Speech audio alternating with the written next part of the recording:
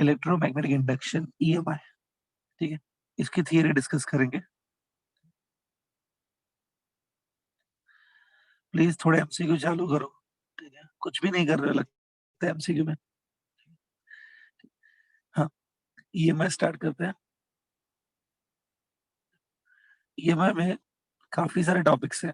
मैं पहले बता देता हूँ कौन कौन से टॉपिक कर रहे हैं हमको। सबसे पहले मैग्नेटिक फ्लक्स होना चाहिए। क्वेश्चंस फ्लक्स के ऊपर आते हैं। उसके बाद नेक्स्ट है फैराडे लॉज।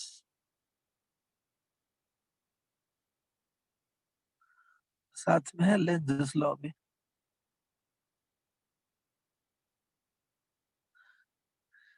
तीसरा एक इंपॉर्टेंट टॉपिक है मोशनल ईएमएफ।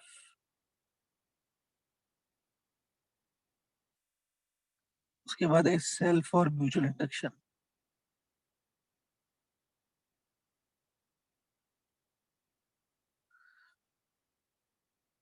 और एक टॉपिक है ट्रांसफार्मर।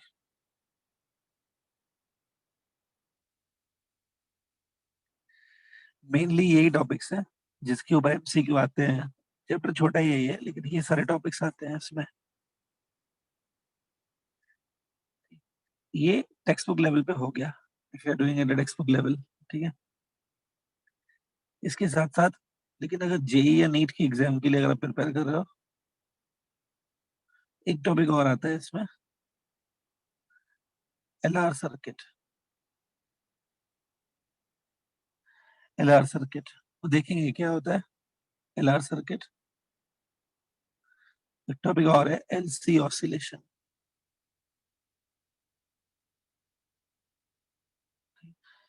एलसी ऑसिलेशन, ठीक है, ये सब देखना है, ठीक है। तो एक एक करके इनको डिस्कस करेंगे। सबसे पहले let's start with magnetic flux.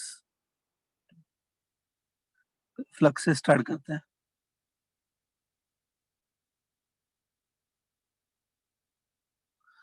Magnetic flux को ये सिंबल से डिनोट किया जाता है ना। हाँ, फ्लक्स आपको मालूम है, आपने किया होगा पहले। थोड़ा सा खाली क्विकली बता देता हूँ।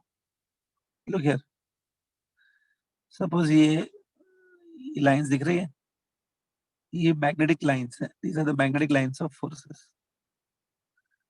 ये लाइंस है वो बी का डायरेक्शन बताती है मैग्नेटिक फील्ड का। ये मैग्नेटिक लाइंस है। तो तुमने यहाँ पे कोई ऐसा एरिया ले लिया, ऐसा ये एरिया देखो, दिख रहा है। इस एरिया में से देखो लाइंस जा रही है। Lines are definitely passing through this area, लेकिन ये लाइंस परपेंडिकुलरली नहीं जा रही है। They are not passing perpendicularly. The number of lines which passes perpendicular होना चाहिए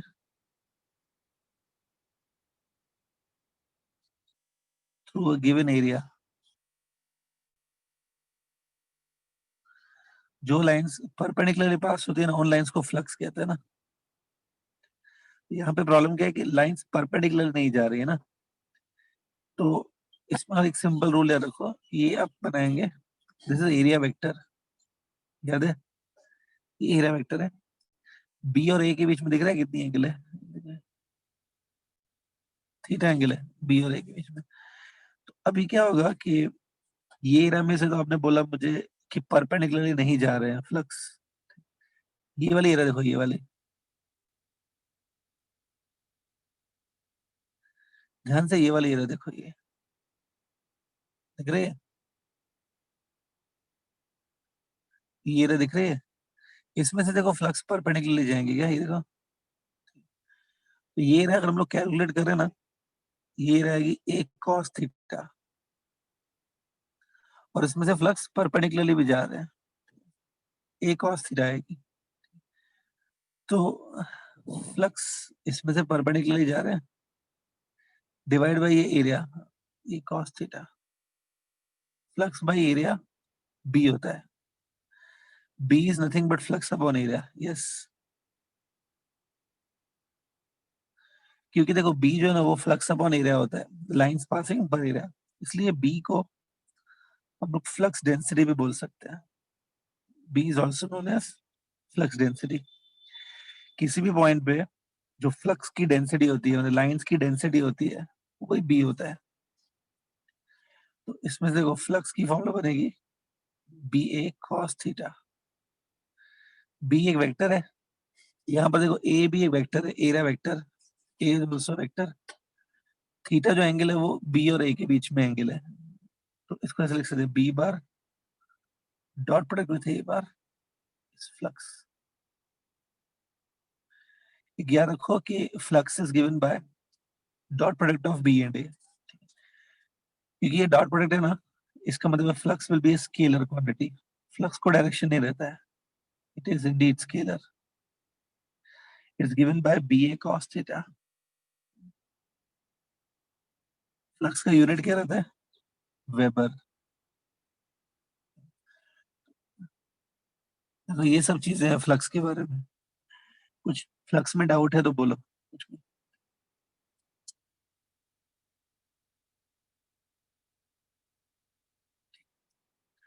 ठीक है, क्लियर है सब? ठीक। तो कुछ लग रहा है कि न्यू है या कुछ नोट करें तो कर लो जल्दी से। ठीक है।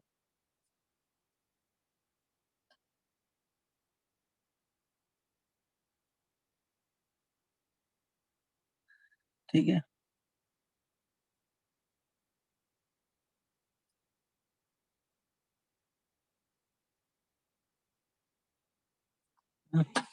ओके, फ्लक्स के बाद आगे बढ़ते हैं। देखो अभी, अब हम लोग नेक्स्ट पे जा रहे हैं, फैराडे के लॉस पे। देखो, flux is given by this formula B A cos theta, बराबर। ठीक है, ये फ्लक्स है।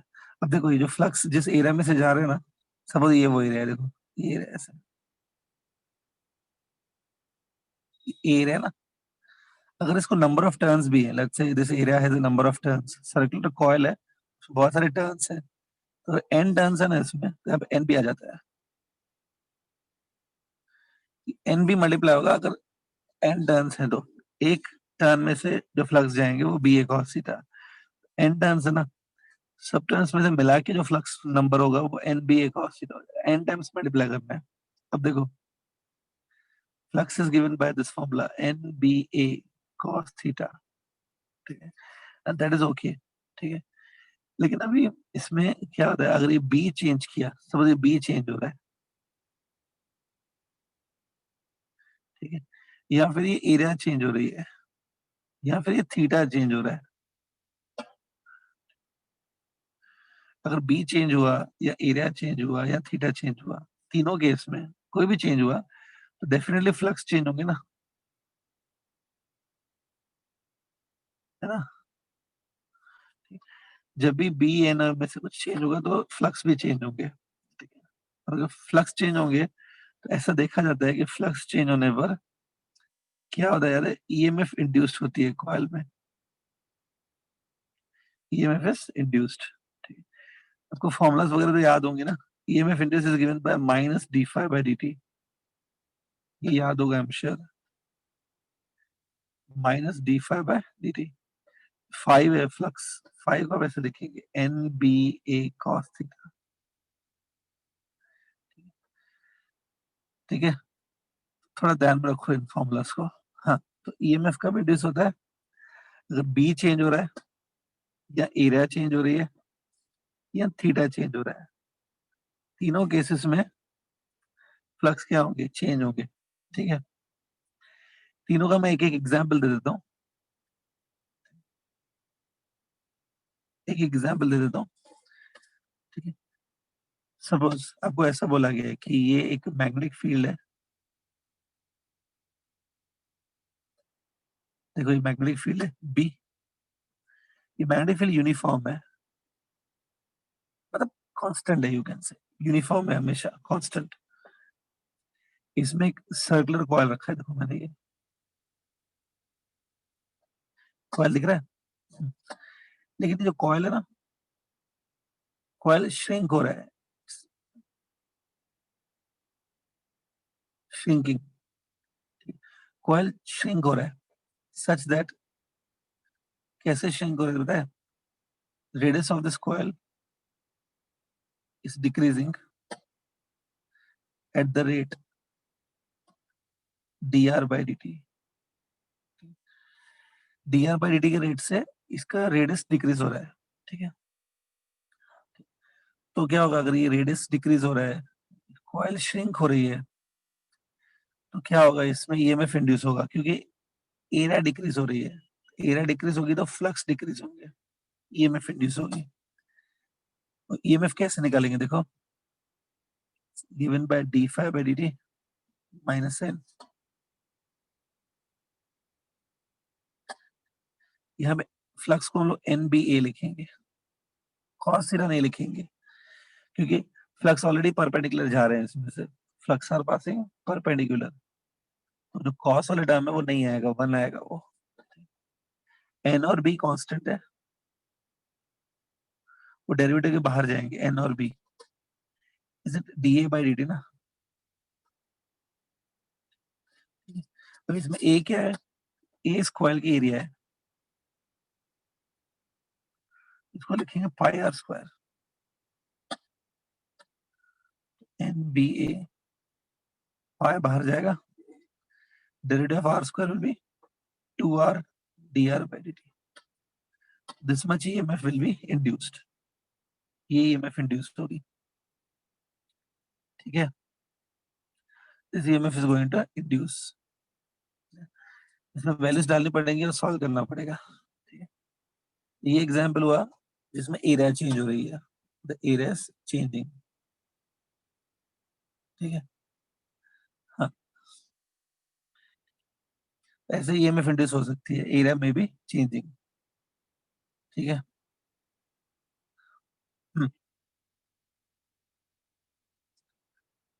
क्लियर? हाँ, आगे बढ़ते हैं। See flux are given by N B A cos theta. Suppose आपको क्वेश्चन में ऐसा बोला गया है कि ये कॉइल है लाइक दिस, ये मैग्नेटिक फील्ड है और कॉइल ऐसे रोटेट कर रही है मैग्नेटिक फील्ड में। जब कॉइल रोटेट करेगी ना, तब क्या होगा, ये सब ये एरिया वेक्टर है, जब ये कॉइल रोटेट करेगी तो एरिया वेक्टर भी रोटेट करेगा, तो एंगल बिटवीन ए और बी चेंज होगा ना, तो ये थीटा चेंज होगा। उसमें हमको ऐसा करना चाहिए, d phi by d t, N B को नहीं लेंगे डेरिवेटिव, डेरिवेटिव सीधा कॉस थीटा का होगा, derivative of cos theta will be minus sine theta और साथ में d theta by d T.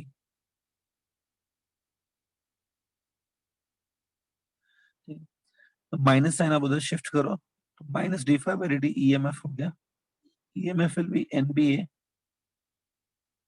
Sign theta. D phi by d t को क्या लिखेंगे, d phi by d t को लिखेंगे ओमेगा, ये फॉर्मूला से मिलेगा, d phi d theta by d t क्या होगा, d theta by d t it will be omega of the rotation. ये फॉर्मूला तभी लगानी है जब थीटा चेंज हो रहा है, let's say theta is changing, तब ये लगेगी फॉर्मूला। तो ऐसे ईएमएफ निकाली जाती है, ठीक है? हाँ, कुछ आपकी तरफ से कुछ डाउट है अभी तक, पूछो प्लीज। ऐसा लग रहा है कि मैं पढ़ा रहा हूँ लेकिन आपकी तरफ से कुछ रिस्पॉन्स नहीं है, कुछ डाउट्स हैं अभी इसमें या प्रीवियस चैप्टर में?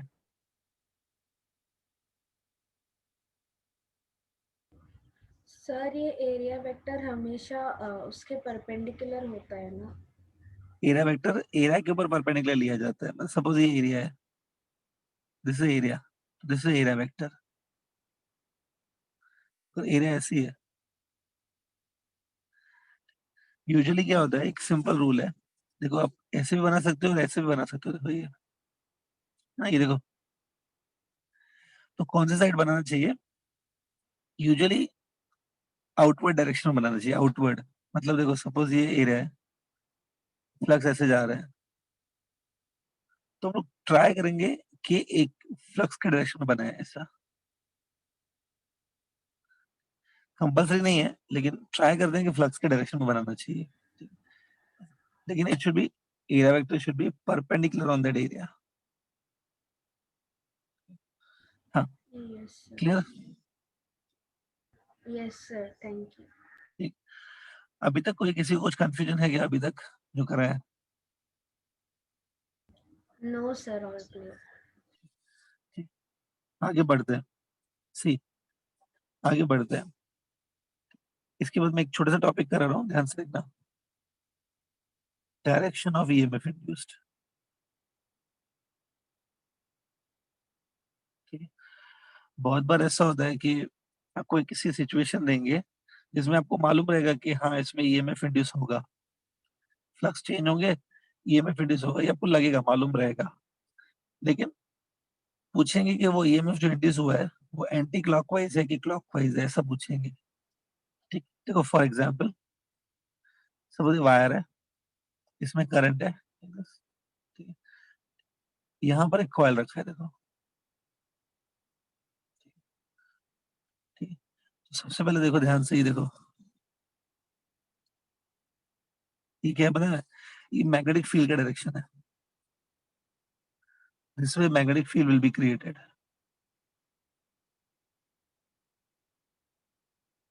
ठीक है, देखो ऐसा, ये ऐसे मैग्नेटिक फील्ड बनेगी बी।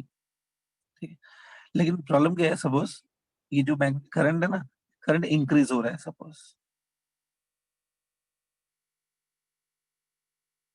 तो ऑब्वियसली अगर करंट इंक्रीज होगा तो यहाँ पे जो ये कॉइल में से फ्लक्स जा रहा है ना, फ्लक्स भी इंक्रीज होंगे, लेकिन मैग्नेटिक फील्ड बढ़ेगी, बी इंक्रीज होगा।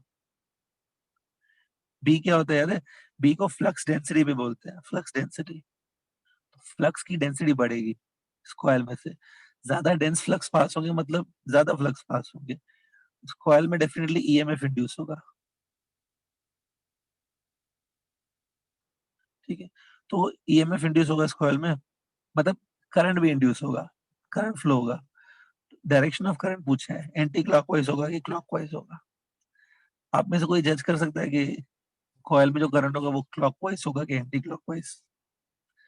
थोड़ा जज करके बताओ, एनीबॉडी?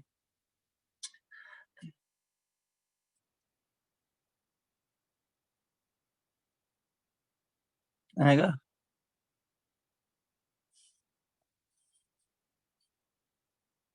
नहीं? Clockwise. सुनो मैं बता देता हूँ आपको, ठीक है, केयरफुली। एंटी क्लॉक, खाली तुम ये पहले पता लगाओ कि इसमें से फ्लक्स इंक्रीज हो रहे हैं कि डिक्रीज हो रहे हैं। इस कॉइल में से फ्लक्स विल इंक्रीज क्योंकि Increase. करंट इंक्रीज हो रहा है। ठीक है, अब देखो इसमें से फ्लक्स इंक्रीज हो रहे हैं, तो अकॉर्डिंग टू लेंजेस लॉ ये कॉइल में करंट ऐसे इंड्यूस होगा कि वो जो करंट है ना, वो फ्लक्स की इंक्रीज को अपोज करेगा, बराबर? जो करंट होगा ना induced, it will oppose the flux का जो चेंज को अपोज करता है, तो फ्लक्स इंक्रीज हो रहा है ना,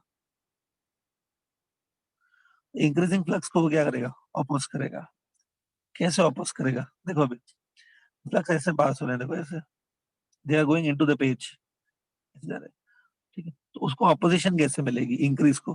bye producing some reverse flux in this direction, ऐसे ऐसे फ्लक्स प्रोड्यूस करके ना।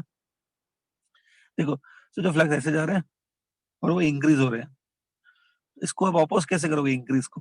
Bye producing some new flux in this direction. तो ऐसे फ्लक्स प्रोड्यूस करने के लिए यहाँ से, मतलब ये जो कॉइल है ना ऐसे फ्लक्स प्रोड्यूस करेगी, तो ऐसे आउटवर्ड फ्लक्स प्रोड्यूस करने के लिए ये कॉइल का जो फेस है वो नॉर्थ की तरफ बिहेव करना चाहिए। नॉर्थ होगा तो फ्लक्स निकलेंगे ना, नॉर्थ मतलब एंटी क्लॉकवाइज, है ना? कॉइल में एंटी क्लॉकवाइज करंट बनेगा, एंटी क्लॉकवाइज मतलब नॉर्थ होता है, it will behave like north. तो ये कॉइल अपने खुद के फ्लक्स प्रोड्यूस करेगी, और ये जो फ्लक्स है वो इस वायर के जो फ्लक्स है उनको अपोज करेंगे, तो एंटी क्लॉकवाइज करंट होना चाहिए। समझा क्या? वापस सुन लो, फ्लक्स जो है ना इस कॉइल में से पास हो रहे हैं, फ्लक्स आर इंक्रीजिंग, तो इंक्रीजिंग फ्लक्स है और ऐसे पास हो रहे हैं ऐसे। इनको अपोज करने के लिए ऐसे फ्लक्स बनने चाहिए ऐसे। कैसे बनेंगे ऐसे फ्लक्स? बाय प्रोड्यूसिंग नॉर्थ पोल।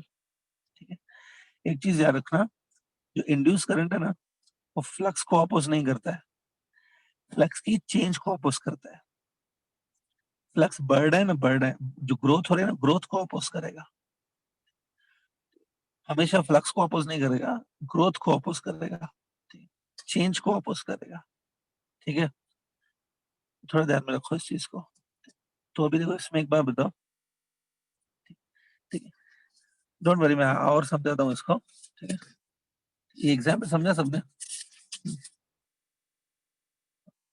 ये ऐसे था, इसमें मैंने अभी एक्सप्लेन किया, ये तो नॉर्थ पोल बना था क्योंकि ये करंट इंक्रीज हो रहा था। ठीक है, अब देखो इसमें मैं आपको ना एक छोटा सा रूल बता देता हूँ, अगर आपको ये जल्दी से निकालना है ना, ये एंटी क्लॉकवाइज है कि क्लॉकवाइज करंट है, तो वो जल्दी से निकालना है। एक रूल बताता हूँ इसमें, रिन रूल। छोटा सा रूल याद रखो, रिन रूल। रिन तो सुना होगा, डिटर्जेंट का भी नाम है रिन। रिन रूल, रिन क्या होता है देखो, ये आर मतलब राइट साइड। देखो ये कॉइल है ना, कॉइल देखो इस वायर के राइट साइड है ना, ये आई दिख रहा है, आई मतलब इंक्रीजिंग। देखो इस वायर में करंट इंक्रीज हो रहा है ना, तभी एन जो है ना, इस एन का मतलब है नॉर्थ पोल, मतलब यहाँ पे नॉर्थ पोल बनेगा, और नॉर्थ का मतलब होता है फिर एंटी क्लॉकवाइज करंट। ठीक है, देखो इसमें ग्रीन रूल में एक चीज बता देता हूँ, इसमें दो चीजें हैं, एक देखो राइट और इंक्रीजिंग। कॉयल देखो राइट साइड रखी हुई है वायर के, राइट में कॉयल है, करंट इंक्रीजिंग है, तभी नॉर्थ डेवलप होगा। अगर बाय चांस ये जो राइट है इंक्रीजिंग है, ये जो दोनों कंडीशन है ना, इसमें से अगर एक चेंज हो गया, राइट और इंक्रीजिंग में से अगर एक कंडीशन चेंज हो गई, तो ये नॉर्थ का साउथ बन जाएगा, ये भी चेंज होगा। लेकिन ये राइट और इंक्रीजिंग जो दोनों है, दोनों चेंज हो गई, दोनों राइट और इंक्रीजिंग दोनों चेंज हो गए, तो फिर नॉर्थ का नॉर्थ ही रहेगा। क्या मतलब है इसका? अगर कॉइल राइट की जगह लेफ्ट में रख दी, देखो कॉइल राइट की जगह लेफ्ट में रख दी, ये इंक्रीजिंग का इंक्रीजिंग ही रहा। देखो मैंने एक चेंज किया है, खाली दोनों में से एक चेंज हुआ है, तो ये चेंज होगा, नॉर्थ का साउथ हो जाएगा। लेकिन अगर आपने ऐसे किया, ये राइट जो है वो लेफ्ट बन गया, और जो ये इंक्रीजिंग है वो डिक्रीजिंग बन गया, तो दोनों चेंज कर दिए, तो फिर ये नॉर्थ का नॉर्थ ही रहेगा फिर। तो आपको स्टार्टिंग रेंज से करनी है, फिर देखना है कि पहले दोनों लेटर चेंज हो गए, थर्ड भी चेंज होगा। पहले दोनों जो वर्ड्स हैं उसमें एक चेंज हुआ, तो नॉर्थ भी चेंज होगा। समझा क्या? ऐसे आप सच में निकाल सकते हो इजीली। ठीक है, ठीक है, तो देखो अगर क्वेश्चन ऐसे आगे, देखो ये कॉइल है और ये वायर है, वायर में ऐसा करंट है और ये करंट डिक्रीजिंग है, तो थोड़ा रिन रूल लगाओ, रिन रूल को लगाओ, पता लगाओ कैसे होगा इसमें, इसमें एंटी क्लॉकवाइज करंट बनेगा कि क्लॉकवाइज, तो रिन रूल से करके बताओ। एनीबॉडी?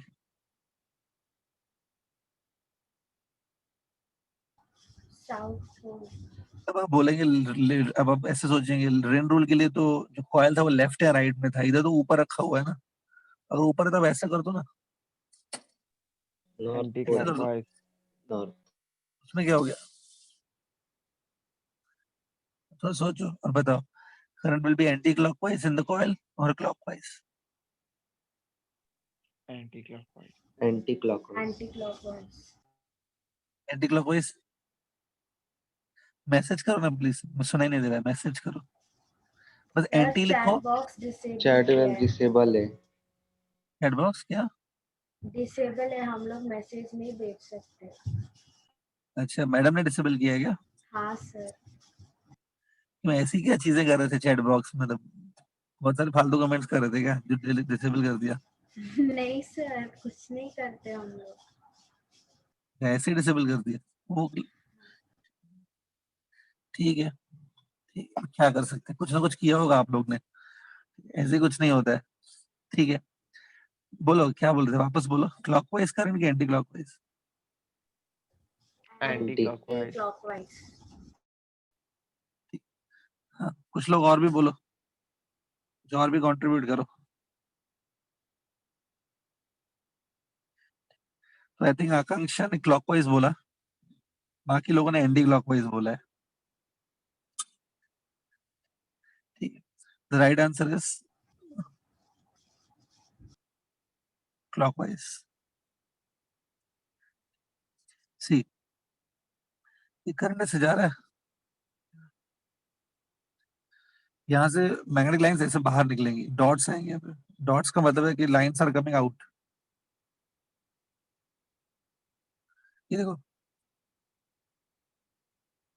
ठीक है, अभी ये देखो करंट इंक्रीज हो रहा है, तो ये फ्लक्स भी इंक्रीज होंगे।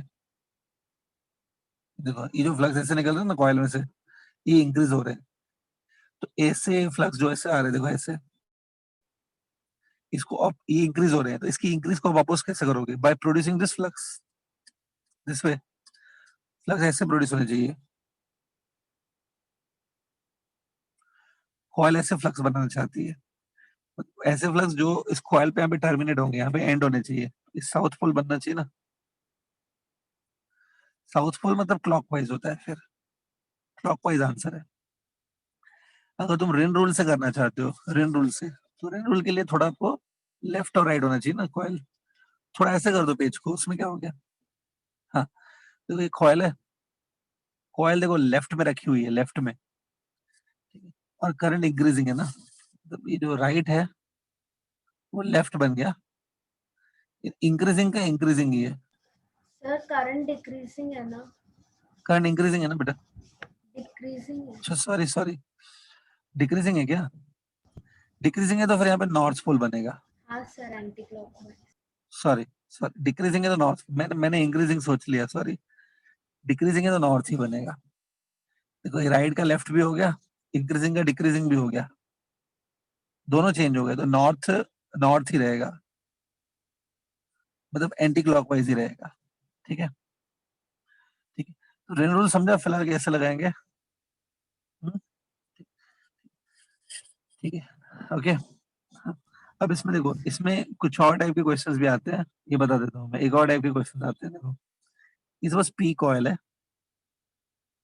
और इसके साथ में कॉन्सेंट्रिक क्यू कॉइल है। पी और ये क्यू कॉइल है, दोनों कॉन्सेंट्रिक है, कॉन्सेंट्रिक कॉइल्स। ऐसे ये बैटरी कनेक्टेड है, यहाँ पे देखो ये स्विच है, दिख रहा है? फिलहाल देखो स्विच ओपन है, स्विच ओपन है पहले, मतलब अगर ये देखो स्विच अगर ओपन है, करंट फ्लो नहीं होगा क्यू कॉइल में से। जैसे ही तुम स्विच को क्लोज करोगे, सपोज मैंने स्विच क्लोज को अभी क्लोज किया, तो एक मोमेंट के लिए, छोटे से मोमेंट के लिए क्या होगा, पी में भी करंट इंड्यूस होगा। जैसे ही स्विच को क्लोज करेंगे ना, पी में एक मोमेंट के लिए करंट इंड्यूस होगा। बाद में क्यू कॉइल में से जब कांस्टेंट करंट फ्लो होगा, क्यू में से सपोज कांस्टेंट करंट फ्लो होगा, तो फिर पी भी इंड्यूस ईएमएफ नहीं होगा पी में। लेकिन एक मोमेंट के लिए जब स्विच को क्लोज करोगे ना, एक मोमेंट के लिए पी में करंट इंड्यूस होगा, current momentarily current is induced in P. आपको मुझे ये बताना है कि जब स्विच को क्लोज करेंगे, पी में जो करंट इंड्यूस होगा वो एंटी क्लॉकवाइज होगा कि क्लॉकवाइज होगा, वो बताना है। थोड़ा सोचो, 2 मिनट का टाइम दे रहा हूं मैं, थोड़ा सोचो, नहीं आएगा तो मैं बता दूं फिर, सोचो।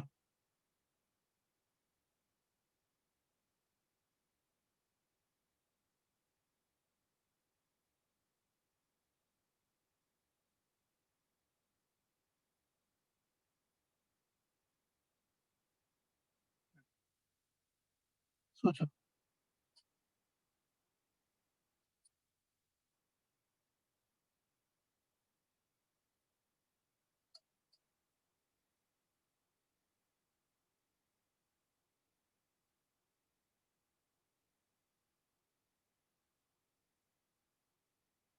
क्लॉकवाइज की एंटी क्लॉकवाइज, तो सोच के बता।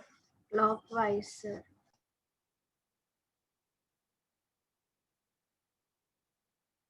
आकांक्षा ही लेक्चर में बैठी है क्या?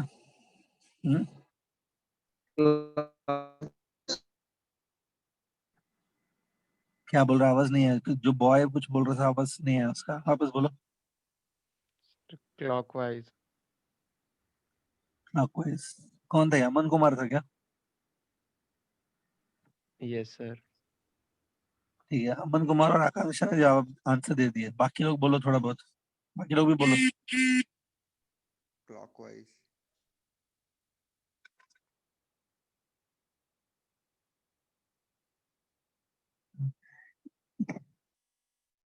हाँ ठीक है, मैं जिसका नाम ले रहा हूँ वो आंसर देगा। कार्तिक। कार्तिक और माइक ऑन करो एक मिनट। कार्तिक,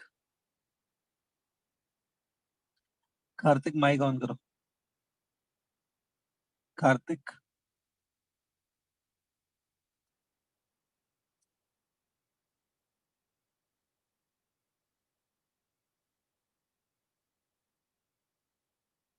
ठीक है। एबिन मैथ्यू, एबिन मैथ्यू माइक ऑन करो। एबिन मैथ्यू। हेलो। हाँ एबिन, कौन बोल रहा है? एबिन बोल रहा है? हाँ सर। एबिन, हेलो। देखो नहीं भी आ रहे तो भी चलेगा, आप बोल सकते हो। थोड़ा सोचा क्या इसके ऊपर? कुछ हाँ आंसर निकला क्या? सर, सर शायद क्लॉकवाइज, फिक्स नहीं है। ट्राई कर रहे हो? हाँ एक काम करो, तुम और मैं मिलके ट्राई करते हैं। सुनो, तुम मिलके बता। एक थोड़ा मुझे आंसर देने की कोशिश करो। जैसे ही तुम ये स्विच को क्लोज करोगे, करंट फ्लो हाँ होना चालू होगा सर्किट में। जैसे ही स्विच को क्लोज करेंगे, करंट पहले पी कॉइल में फ्लो होगा कि क्यू में फ्लो होगा? पहले क्यू। क्यू में फ्लो होगा, ठीक है। तो पहले वो करंट को देख लेते हैं।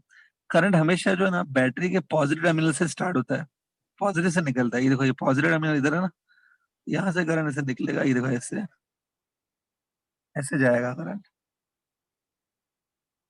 और फिर वो नेगेटिव टर्मिनल पे जाके क्लोज, मतलब खत्म होता है ऐसे। ये करंट है, ठीक है। अब थोड़ा सोच के आंसर देना कि जो क्यू कॉइल में करंट है ना, ध्यान से इस करंट को देखो जो क्यू कॉइल में है। इससे मेरे को फाइंड आउट करना है कि जो फ्लक्स बनेंगे, ये जो करंट अपने आसपास मैग्नेटिक फील्ड बनाता है, इस करंट की वजह से, बिकॉज ऑफ दिस करंट, जो फील्ड बनेगी, मैग्नेटिक फील्ड बनेगी, वो पी कॉइल में से भी पास होगी। पी में से जो मैग्नेटिक फील्ड है वो इनवर्ट जाएगी कि आउटवर्ट जाएगी, वो सोचना है। मतलब how will be direction of the magnetic field through P coil. ये करंट से जो मैग्नेटिक फील्ड बनेगी, पी में से कैसे जाएगी? मतलब पी में इनवर्ट जाएगी कि पी में से आउटवर्ट जाएगी मैग्नेटिक फील्ड? थोड़ा सोच के बता, आएगा ऐसा कुछ?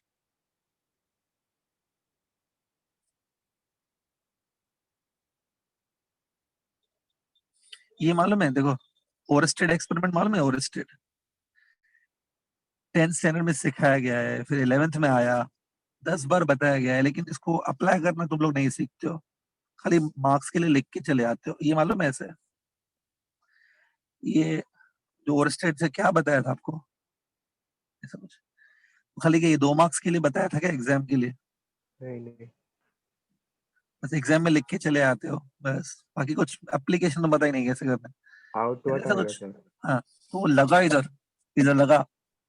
और बता, इस करंट की वजह से जो मैग्नेटिक फील्ड बनेगी, वो पी में से कैसे पास होगी? पी में से इनवर्ट जाएगी कि पी में से आउटवर्ट जाएगी? I want answer now. Outward. 30 seconds के अंदर आंसर दे, बोल। आउटवर्ड। हेलो। हाँ आउटवर्ड आउट। यस, देखो मैग्नेटिक फील्ड आउटवर्ड है, तो आउटवर्ड के लिए ऐसे सिंबल होती है, ठीक। अब सुन ध्यान से, जैसे ही तुम स्विच क्लोज करोगे ना, स्टार्टिंग में लिखा है स्विच क्लोज करेंगे, जो करंट है वो इंक्रीज होगा ऑब्वियसली। करंट सर्किट में इंक्रीज होगा।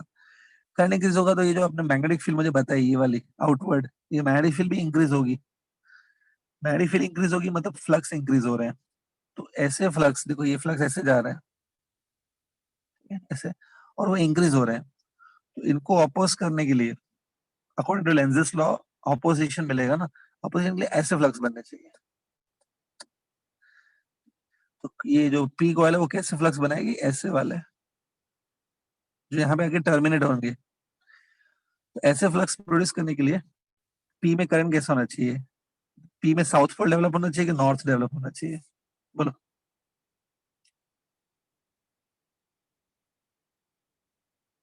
क्या? हेलो क्या बोल रहे हो सर, क्वेश्चन क्या बोला?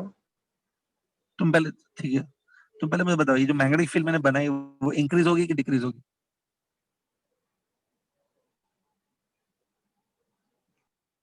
अरे जो मैग्नेटिक फील्ड तुमने बनाई ना, बोला ना आउटवर्ड मैग्नेटिक फील्ड है, वो इंक्रीज होगी कि डिक्रीज होगी जब ये करंट इंक्रीज होगा तो? डिक्रीज होगी। वापस बोलो। डिक्रीज। अच्छा, कमाल है, ये करंट जो है वो इंक्रीज हो रहा है, लेकिन इस करंट से जो मैग्नेटिक फील्ड बनेगी वो बेचारी डिक्रीज होगी।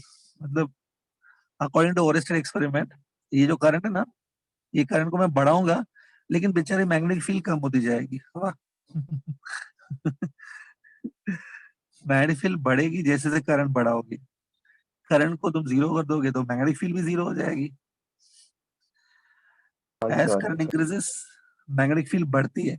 ये देखो, ये डॉट्स का मतलब क्या था, मैग्नेटिक फील्ड ऐसे है आउटवर्ड, और वो इंक्रीज हो रही है, तो इसको अपोज करने के लिए ऐसे फ्लक्स बनाने चाहिए। ठीक है, जाने दो, तुम लोग के बस की बात नहीं है ये। यहाँ पे तो स्टूडेंट क्लॉकवाइज करंट बनेगा, रटा मार लो, ठीक है, यही करना आएगा ना, just mug up and go ahead, clockwise बनेगा, ठीक है, थिंकिंग करनी नहीं है तुमको। अरे वो याद करने की जो टेंडेंसी है ना, वज्रा ही रखनी है, याद करके जाना है, क्वेश्चन आंसर्स करो, वही करो, वो नहीं चलता है, एमसीक्यूज में नहीं चलेगा वो। ठीक, चलो आगे बढ़ते हैं स्टूडेंट। तो डायरेक्शन ऑफ इंड्यूस करंट कैसे निकालते हैं थोड़ा समझा दिया मैंने, इसमें एक छोटा सा केस करा देता हूँ। देखो, सपोज एक वायर है, इसमें करंट आई है, करंट इंक्रीजिंग है, दिख रहा है? अभी मैं अब एक कॉयल बनाने वाला हूँ, लेकिन थोड़ा कॉयल अलग तरीके से हम लोग रखेंगे। ये कॉयल है, देखो कॉयल ऐसे रखी है, कॉयल ऐसे है कि जो वायर है ना, वायर उसके बीच में से जा रही है, wire is passing through the middle of this coil. तो अभी आपको ये मुझे बताना है कि देखो ये करंट में लिखा है इंक्रीजिंग है, तो आपको मुझे ये बताना है कि इस कॉयल में करंट जो इंड्यूस होगा, डेफिनेटली इस कॉयल में अगर सपोज अगर करंट इंड्यूस होगा, तो ऊपर से देखने पे, सपोज यहाँ पे मेरी आईज है, जैसे ऊपर से देखने पे ये जो करंट है वो क्लॉकवाइज दिखेगा कि एंटी क्लॉकवाइज दिखेगा, वो चाहिए, मतलब जो भी आपका आंसर है वो चाहिए मुझे। ऊपर से देखने पे करंट कैसा दिखेगा, क्लॉकवाइज कि एंटी क्लॉकवाइज, कैसे? थोड़ा सोचो और आंसर देना। ये करंट इंक्रीज हो रहा है, ठीक है, 1 मिनट का टाइम दे रहा हूँ मैं, थोड़ा सोचो।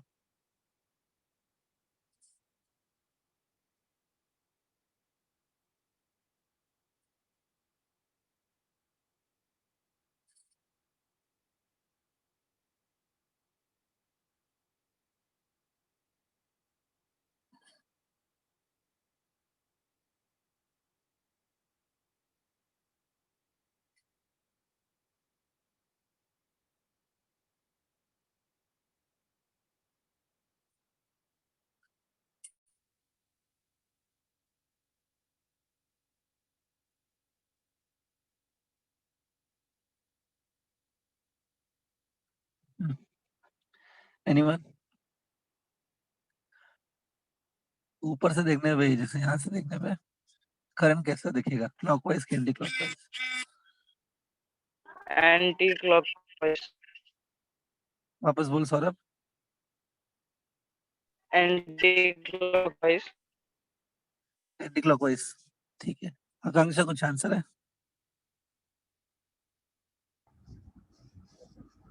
सर क्लॉकवाइज शायद। क्लॉकवाइज जाएगा, ठीक है। आकांक्षा क्लॉकवाइज बोल रही है, सौरभ एंटी क्लॉकवाइज बोल रहा है, ठीक है, दोनों में से एक सही हो सकता है। लेकिन दोनों रॉन्ग है। करंट इंड्यूस होगा ही नहीं, zero current will be induced, current induce होगा ही नहीं, इंड्यूस होगा ही नहीं क्योंकि ये देखो, ये देखो, ये करंट है तो मैग्नेटिक फील्ड ऐसे बनती है ना, मैग्नेटिक फील्ड ऐसे बनेगी, देखो। तो ये जो मैग्नेटिक फील्ड है ना, वो इस कॉइल में से पास ही नहीं होगी, मतलब ये जो मैग्नेटिक लाइंस हैं, लाइंस इस कॉइल में से जाएंगी नहीं, ऐसे फ्लक्स जाएंगे ही नहीं। जब इस कॉइल में से फ्लक्स जाएंगे ही नहीं तो फ्लक्स चेंज भी नहीं हो सकते, चेंज नहीं होंगे तो ईएमएफ क्यों इंड्यूस होगा? ये देखो, तो ये जो फ्लक्स है ना, this fingers are indicating flux only, flux horizontal है और एक कॉइल को भी हॉरिजॉन्टल रखा है, फ्लक्स पास ही नहीं होंगे इस कॉइल में से।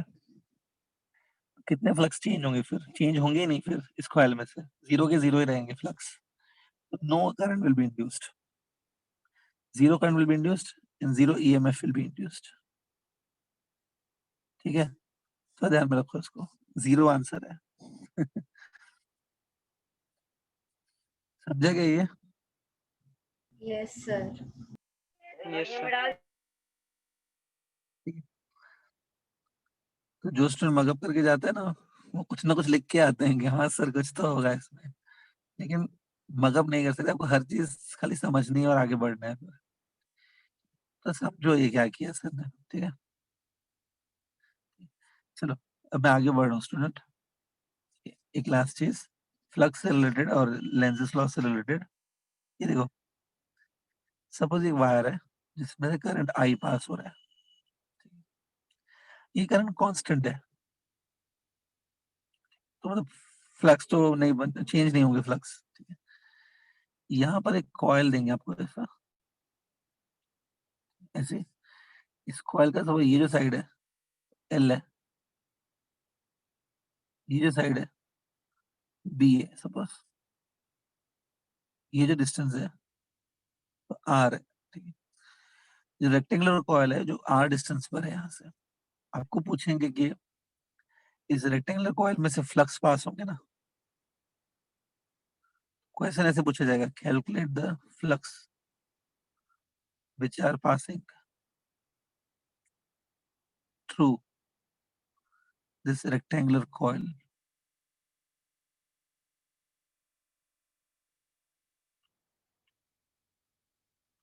ठीक है, क्वेश्चन ये रहेगा, बस ये कॉइल में से फ्लक्स निकालना है, करंट कांस्टेंट है देखो ये, तो फ्लक्स भी कांस्टेंट रहेंगे, ठीक है, मैग्नेटिक फील्ड कांस्टेंट रहेगी, तो इंड्यूस करंट नहीं होगा, इंड्यूस ईएमएफ नहीं होगी, लेकिन इस रेक्टेंगुलर कॉइल में से फ्लक्स तो पास होंगे ना, फ्लक्स पूछे हैं। क्वेश्चन लिखना है तो लिख लो, डायग्राम भी बना लो, चाहिए तो जल्दी करो, ड्रॉ कर लो डायग्राम।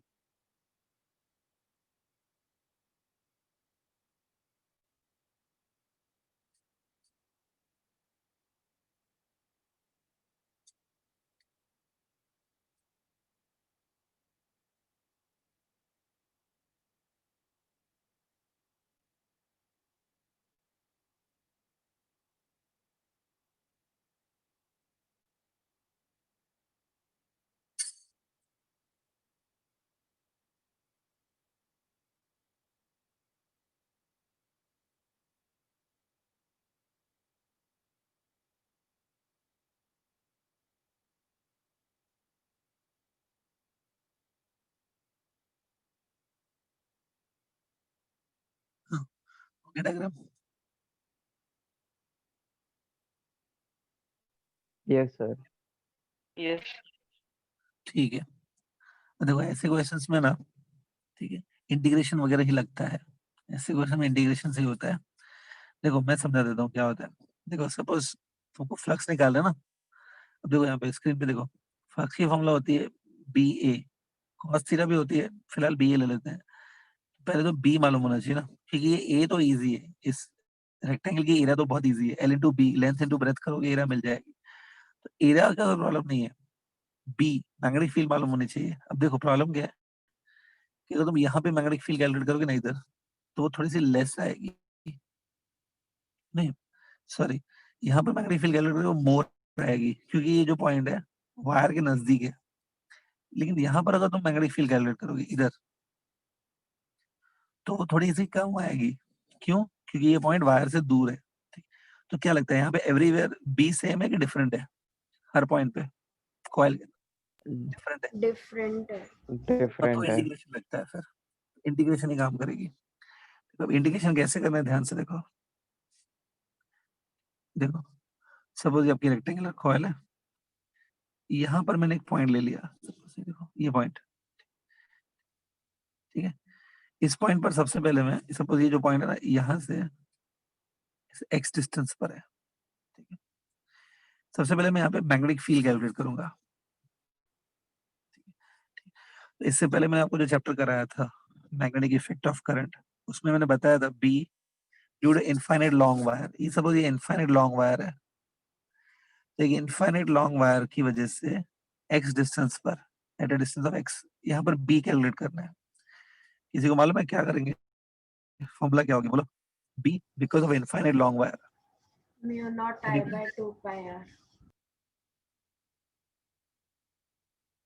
2 पाई एक्स ना। हाँ सर। ये हो गया, ये मैग्नेटिक फील्ड है इस पॉइंट पर। अब देखो यहाँ पर एक पतला सा ऐसे स्ट्रिप बना लेते हैं, ये देखो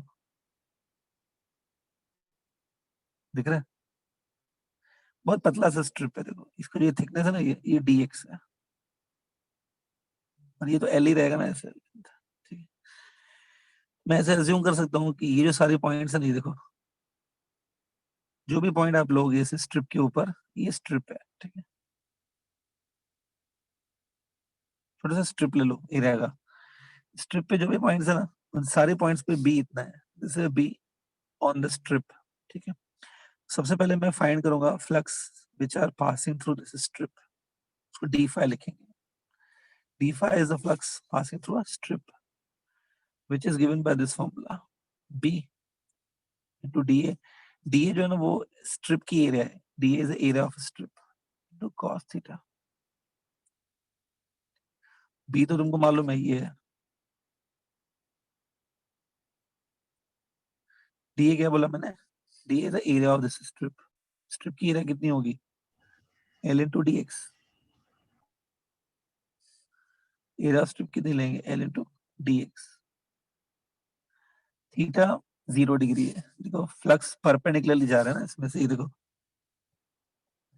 फ्लक्स ऑलरेडी परपेंडिकुलरली जा रहे हैं, तो cos लेने की मतलब नहीं है, तो cos ऑफ 0 डिग्री 1 हो जाएगा वो, ठीक है। तो ये देखो आपको फ्लक्स थ्रू स्ट्रिप मिल गए, कितना मिला? b0 il dx divide by 2 pi x। ये फ्लक्स पासिंग थ्रू स्ट्रिप है। ऐसे ही सोचो ना, ऐसे ही हर जगह देखो मैंने स्ट्रिप बना दिया, सब ऐसे ही देखो, है ना। Flux passing through strip is given by this formula. तो टोटल फ्लक्स कैसे मिलेंगे? व्हिच आर इंटीग्रेटिंग दिस ना, by integrating this flux. Integrate करेंगे,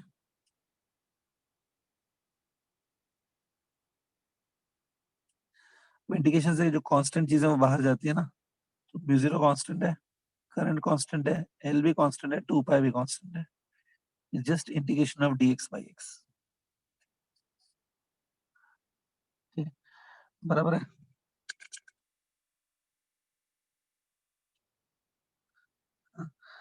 गणेश चौहान माइक ऑन कर एक minute. Ganesh Chauhan, Ganesh Chauhan mic on कर।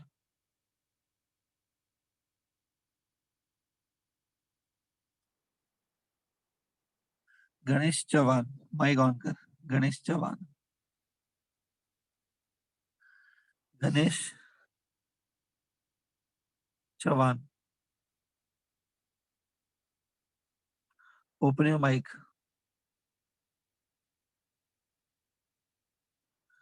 गणेश चौहान,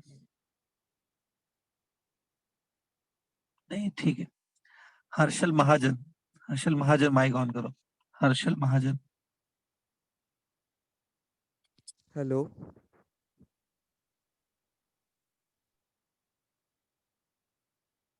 हेलो। हाँ हर्ष महाजन, ठीक है। एक मुझे आंसर दो यहाँ पे, ये दिख रहा है कि integration of dx upon x दिख रहा है आपको?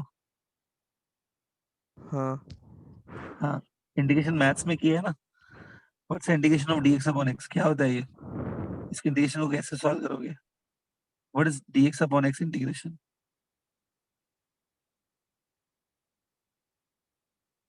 आता है क्या? जल्दी बोल, टाइम वेस्ट मत कर। x inverse. What is the integration of dx upon x? आता है क्या? dx. वापस बोल। dx. Integration of dx upon x is dx। अच्छा, बहुत अच्छा है, बहुत अच्छी जगह से अपने, बहुत अच्छी जगह पहुंचोगे आप। हाँ, तो हर्ष, बाकी स्टूडेंट सुन लो, हर्ष महाजन बोल रहा है integration of dx upon x is dx। ठीक है, ठीक है, वो बोलता है ऐसा क्या इंटीग्रेशन करने का, सीधा dx बोलो, निकलो आगे, है ना? बाकी कोई बता सकता है what is integration of dx by x? log Log of of x. mod of x. log of x। ये आगे चल के इंजीनियरिंग करेंगे, हाँ? बहुत अच्छे इंजीनियर्स बनेंगे फिर।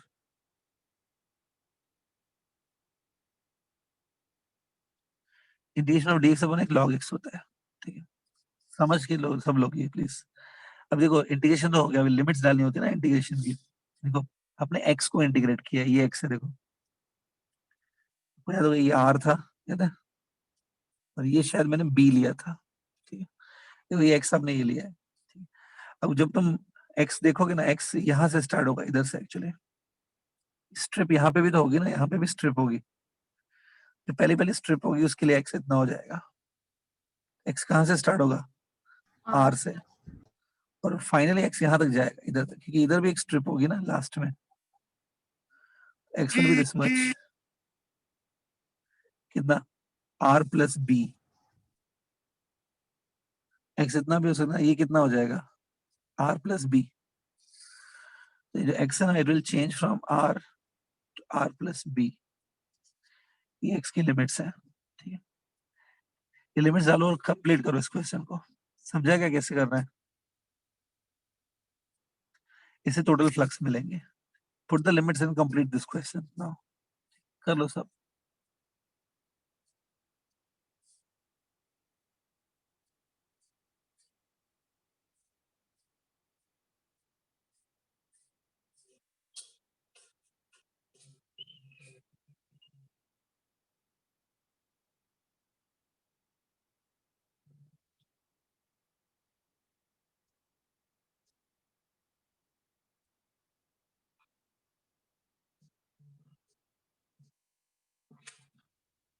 ठीक है, हो गया।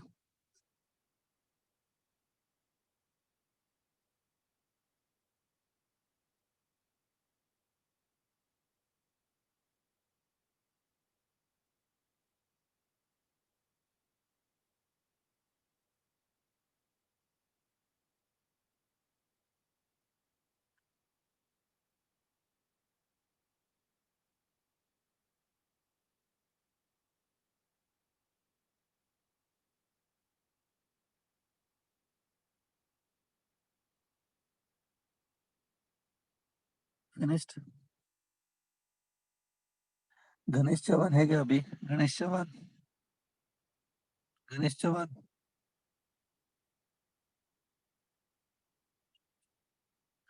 गणेश चौहान है क्या अभी क्लास में? गणेश चौहान,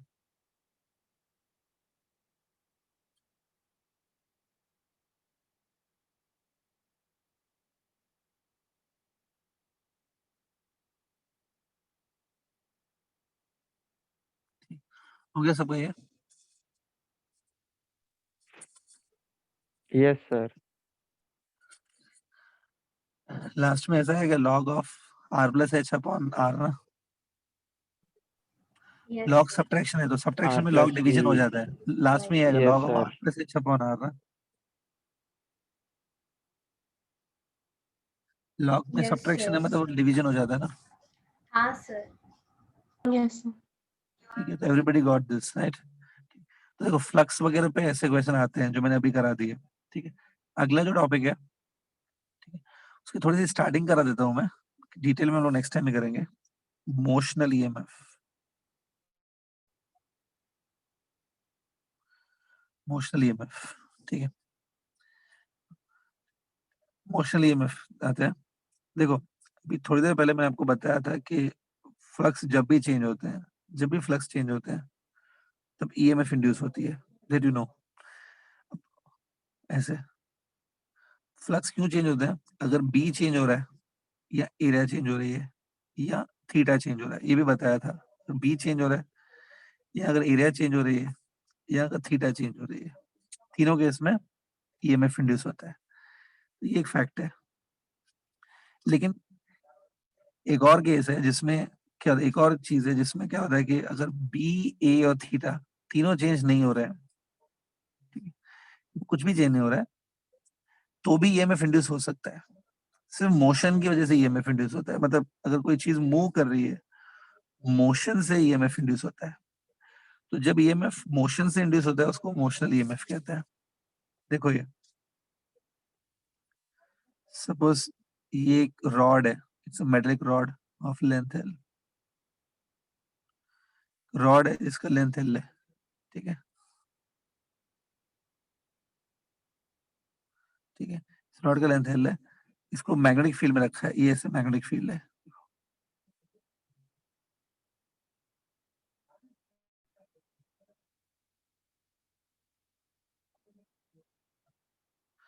रॉड ना ऐसे मूव कर रही है विद वेलोसिटी v। देखो यहाँ पे ये रॉड है और कुछ नहीं है, मतलब कॉइल वगैरह नहीं लिया है मैंने, ये रॉड है पूरा, ठीक है। लेंथ एल का है, वेलोसिटी v से मूव कर रहा है। तो यहाँ पे देखो आपको मोशन तो दिखेगा, मूव कर रही है मतलब ये मोशन तो है, ठीक है? लेकिन यहाँ पर कोई कॉइल नहीं है, कोई कॉइल की एरिया नहीं है, ठीक है। मतलब ये है ही नहीं, ये एरिया ही नहीं है, कुछ कॉइल ही नहीं है बेसिकली। और फ्लक्स पास होंगे ऐसा कुछ भी नहीं है। फिर भी देखा जाता है कि ये जो रॉड है ना, इसमें ईएमएफ इंड्यूस होता है। रॉड में ईएमएफ इंड्यूस होता है, इसका क्या मतलब है? इसका मतलब रॉड का जो एक एंड है ना, ये सब ऊपर वाला जो एंड है वो पॉजिटिव टर्मिनल की तरह काम करता है, और जो नीचे का एंड है सपोज वो नेगेटिव टर्मिनल की तरह काम करेगा। इन दोनों के बीच में, पॉजिटिव और नेगेटिव बीच में पोटेंशियल डिफरेंस मेंटेन होगा, पोटेंशियल डिफरेंस रहेगा फिक्स। वो जो पोटेंशियल डिफरेंस होता है इन दोनों एंड्स के बीच में, उसी को आप ईएमएफ कहते हो। Actually potential difference between these two terminals is called as EMF. अब पोटेंशियल डिफरेंस कैसे हमको, मतलब कैसे हम लोग इसको देख सकते हैं? अगर तुम ऐसे एक एक्सटर्नल रेजिस्टेंस कनेक्ट करोगे, ये देखो ऐसा, तो पॉजिटिव टर्मिनल से ऐसे करंट स्टार्ट होगा, ये करंट ऐसे जाएगा टुवर्ड्स द नेगेटिव टर्मिनल, और एक सर्किट बन जाएगा जिसमें से ऐसे करंट फ्लो होगा। ये जो आपको सर्किट दिख रहा है ना, it will be equivalent to this circuit. ये जो ऊपर आपको दिख रहा है ना, ये ऐसा कुछ काम करेगा, ऐसा, ये ऐसा काम करेगा। तो इसमें देखो ये तो सेम है। तो ये जो रॉड है वो किसका काम कर रही है? रॉड इसका काम कर रही है, एक सेल का। हर सेल को ईएमएफ रहता है, every cell has EMF. Rod में भी ईएमएफ डेवलप होता है। तो वो जो ईएमएफ बनती है ना, उसको बोलते हैं मोशनल ईएमएफ। तो कितनी रहती है? बीएलवी रहती है। कितना ईएमएफ बनता है? बीएलवी, ठीक है।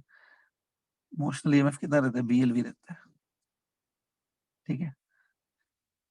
ये आपका टेक्स्ट बुक में वगैरह में डेरिवेशन है, बीएलवी कैसे आता है वगैरह करवाया है पहले। ईएमएफ बीएलवी होता है। B is a magnetic field, L is the length of this conductor, V velocity है, ठीक है। नेक्स्ट लेक्चर में ना मैं इसी टॉपिक के आगे बढ़ूंगा, मतलब और डिटेल में इसको बताऊंगा। आज इससे ज्यादा नहीं कर पाएंगे, ठीक है। So next lecture I will continue from here only. लेकिन ये जो लिखा है मैंने आज, लिख लो प्लीज, ठीक है। नेक्स्ट टाइम यहीं से मैं आगे बढ़ूंगा। फिर डायग्राम